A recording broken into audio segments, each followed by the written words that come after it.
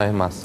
Bueno, exponíamos un poco lo que habían solicitado ustedes en sus alegatos finales como fiscalía, solicitando una condena de 8 años, y ahí nos gustaría, doctora, si nos pudiera exponer por qué hubo una diferencia en lo que el Ministerio Público consideró que fue el enriquecimiento ilícito de Francisco Alvarenga y lo que terminó dictando este tribunal de sentencia. Sí, de acuerdo a la exposición que se ha dado durante la sentencia, ¿verdad? El día martes, por parte de la presidenta, la doctora Yolanda Portillo, ella ha explicado los argumentos por los cuales ellos condenaron a la pena de 6 años, así como también ellos han determinado el monto que, de acuerdo, ¿verdad?, al análisis de las pruebas de ese tribunal, ellos establecieron como el dinero producto del enriquecimiento ilícito en la función pública por parte del excomandante de la Policía Nacional, el señor Francisco Pastor Alvarenga. Ellos han determinado el monto de 1.183 millones. Exacto. Aproximadamente. Y bueno, esos fundamentos, así como también lo que serían las cuestiones de cálculos, los vamos a tener también nosotros a partir del día martes.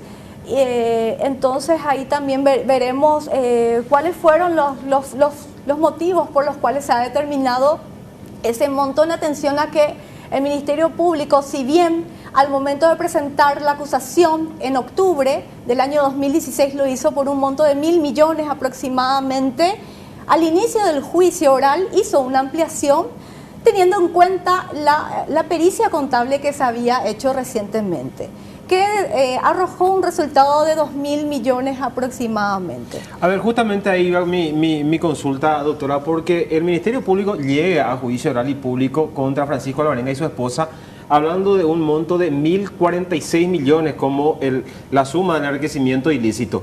Al inicio de este juicio oral y público amplía su acusación y dice no, en realidad el enriquecimiento ilícito de la pareja supera los 2.000 millones y llega a 2.048 millones. ¿En qué momento el Ministerio Público recibe esta pericia que hace una gran diferencia en cuanto a la suma del presunto enriquecimiento ilícito?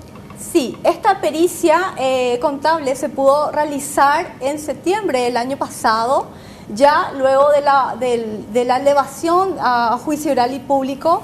Justamente era una pericia que no se pudo realizar en la etapa preparatoria debido a diversas circunstancias que ocurrieron en ese momento, tales como no se habían finalizado algunas pericias de tasación, ¿verdad?, por algunas apelaciones que había hecho la defensa en ese entonces del excomandante, y bueno, finalmente se pudieron realizar esas diligencias y se pudo culminar con la pericia contable, que fue la que arrojó el monto, motivo por el cual el Ministerio Público hizo la ampliación en el momento de los alegatos iniciales.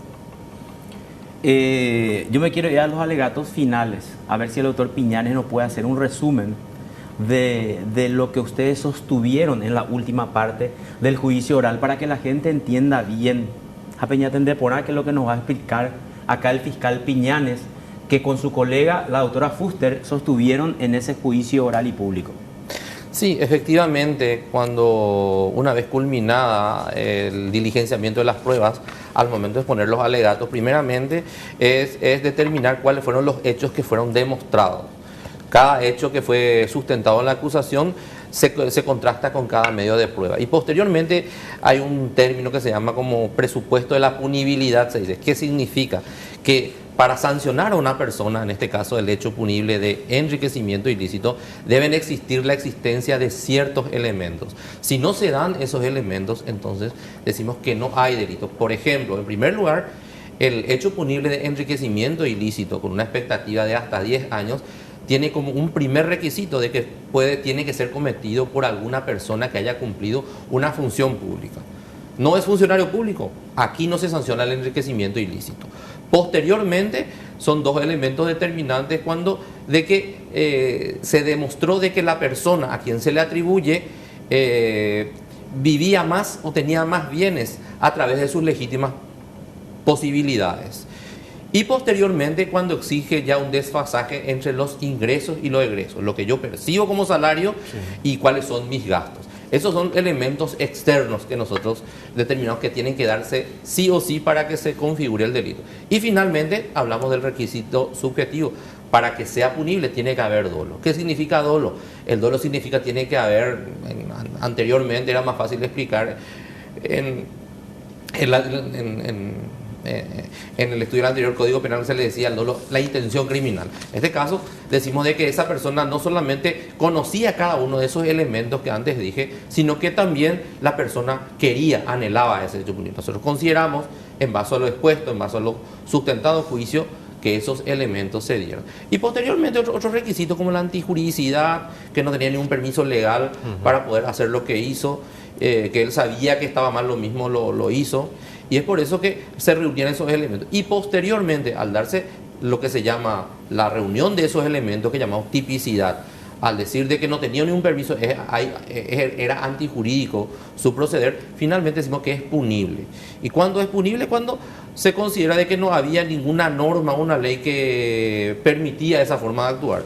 Y es ahí donde nosotros proponemos al Tribunal de Sentencia, que es la posición del Ministerio Público a través del artículo 65 del Código Penal, que donde se habla de las bases de la medición de la pena, es ahí a través de ciertos ítems donde nosotros no tomamos circunstancias a favor o en contra de la persona para poder establecer un quantum probatorio. Y eso es lo que tuvimos. Algunos